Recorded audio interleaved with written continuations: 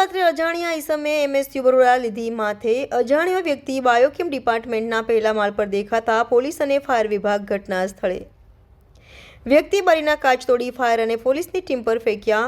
વ્યક્તિ નીચે ન ઉતરતા ફાયર વિભાગ દ્વારા પાણીનો મારો ચલાવ્યો। પોલીસ અને ફાયરે સમજાવટ બાદ વ્યક્તિને નીચે ઉતારી ઝડપ્યો।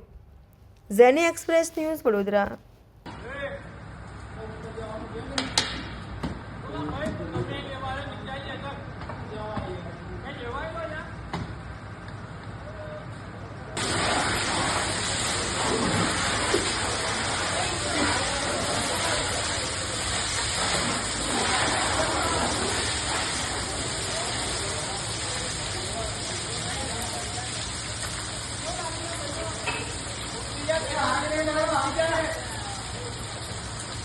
मार